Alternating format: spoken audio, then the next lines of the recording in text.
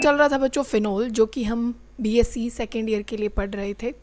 एक लेक्चर उसका आया जिसमें हमने स्ट्रक्चर और बॉन्डिंग देखी थी फिनोल की और कुछ नाम याद किए थे।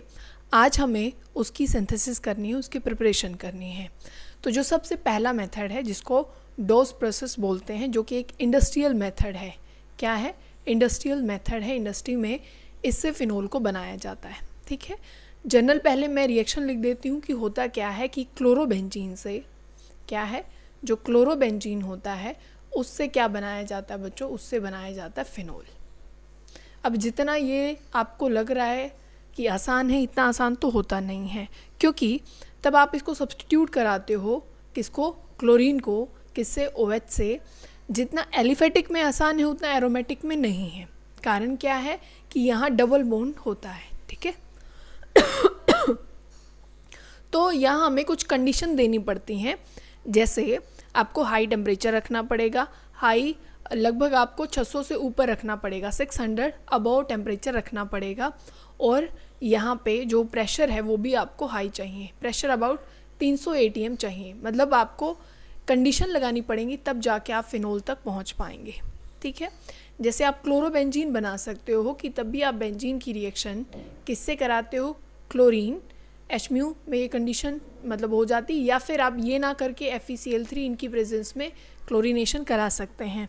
देन आपको NaOH की प्रेजेंस में ये होगा, ये जो सब कुछ होने वाला है ये NaOH तब आप इसमें डालेंगे तब जाके ये बनेगा। अब हमें इसका मैकेनिज़्म देखना है कि कैसे यहाँ तक सारा सब कुछ पहुँचता है। ठीक है, अब देखो आपके पास क्लोरोबेंजीन है। अब तब भी इलेक्ट्रोनेगेटिव के साइड वाले हाइड्रोजन को देखते हैं तो वो एसिडिक नेचर का होता है।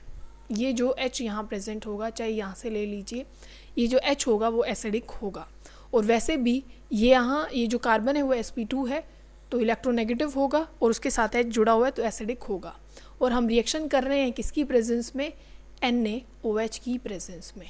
तो ध्यान से समझना क्या होने वाला है यहाँ पे। ठीक है, अब देखो NaOH हमने लिया।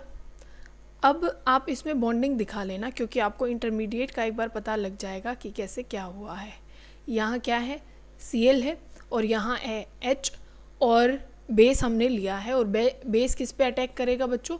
बेस अटैक करेगा इस H को लेके जाने वाला है। ठीक है, और वो किस फॉर्म में लेके जाएगा? वो जाएगा H पॉजिटिव फॉर्म में। H जाएगा H पॉजिटिव फॉर्म में और इलेक्ट्रॉन यहाँ रह जाएंगे, क्योंकि ये तो बेस तो इलेक्ट्रॉन देता है ना, तो ये इसको इलेक्ट्रॉन दे देगा और हमारे पास कुछ ऐसी सिचुएशन आ जाएगी। अब एक बात और ध्यान से समझनी है, यहाँ आ गया है नेगेटिव, ये डबल बॉन्ड है, ये डबल बॉन्ड और यहाँ डबल बॉन्ड, और ये क्लोरीन। क्लोरीन अच्छा लिविंग ग्रुप है, क्योंकि जैसे ही H जाता है ये जो इलेक्ट्रॉन है बच्चों, ये जो नेगेटिव इलेक्ट्रॉन है वो यहाँ ट्रांसफ़र होते हैं और Cl यहाँ से बाहर चला जाएगा। ठीक है, जितने भी हेलोजन हैं वो बहुत अच्छे लिविंग ग्रुप होते हैं, क्योंकि जैसे ही लिविंग ग्रुप कौन अच्छा? जो एसिड जैसे ही वो H के साथ अटैच हो जाएगा और एक अच्छा एसिड बनाएगा, तो उसको आप ऐसे चेक करते हैं कि कौन अच्छा लिविंग ग्रुप है या नहीं है। ठीक है, क्योंकि जैसे Cl बाहर जाएगा तो आपको चेक करने के लिए ये चीज़ देखनी पड़ती है कि भाई अगर ये जो एसिड बनने वाला है यहाँ HCl बनेगा, मतलब ये एक अच्छा लिविंग ग्रुप होगा। और जो बाहर निकलने के बाद चेक करोगे कि ये अच्छा एसिड नहीं बन रहा है तो वो अच्छा लिविंग ग्रुप भी नहीं होगा। ठीक है, ये बाहर गया। अब यहाँ जो इंटरमीडिएट बना है उसका नाम बताओ मुझे, क्या बना है? इसको क्या बोलते हैं? बेंजाइन। पता होना चाहिए आपको क्या बोलते हैं इसको? बेंजाइन बोलते हैं। 3 बॉन्ड यहाँ हो गए हैं। ठीक है, बेंजाइन इसको बोला जाता है। अब देखो अब क्या होने वाला है कि OH जो नेगेटिव, क्योंकि NaOH की प्रेजेंस में हो रहा है ना सब कुछ, तो यहाँ क्या होगा कि जो OH नेगेटिव है वो फिर से यहाँ पे क्या करेगा? अटैक करेगा। कब करेगा? ये जो डबल बॉन्ड, ये जो इलेक्ट्रॉन यहाँ पे है ये वापस से यहाँ शिफ्ट होंगे। जैसे ही यहाँ शिफ्ट होंगे दोनों के दोनों इलेक्ट्रॉन, तो यहाँ कैसा चार्ज आ जाएगा इस कार्बन पे? Positive charge. ठीक है, अब देखो पॉजिटिव चार्ज आ गया तो ये नेगेटिव यहाँ पे क्या कर देगा? इस वाले जो ये पॉजिटिव है इस पे अटैक कर देगा। अब यहाँ हम लिख लेते हैं तो क्या बन जाएगा? यहाँ ये आ गया OH है ना, डबल बॉन्ड यहाँ है, ये डबल बॉन्ड, और तो कहीं छेड़खानी नहीं हुई है, और यहाँ नेगेटिव चार्ज है। ठीक है ना, अब देखो, इसको थोड़ा सा ऐसे लिख लो कि ये O है और इस बॉन्ड को ऐसे खोल के और ये H है।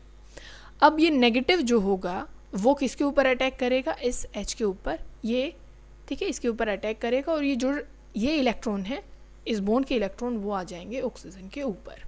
तो यहाँ क्या बन जाएगा, इस नेगेटिव के पास मतलब इस पोर्शन पे तो वापस H आ गया है, ये डबल बॉन्ड, ये वापस से ये सारे बॉन्ड आ गए, पर O पे आ गया है नेगेटिव।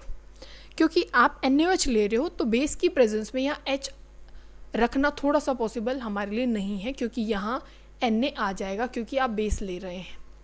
आपको यहाँ H लाना है तो आपको यहाँ एसिडिफिकेशन करनी पड़ेगी, बाद में HCl डालना पड़ेगा, तब जाके यहाँ ये Cl और ये NaCl बाहर निकलेगा, तब जाके यहाँ पे क्या बनेगा, फिनोल, मतलब H आ जाएगा एसिडिफिकेशन करने के बाद।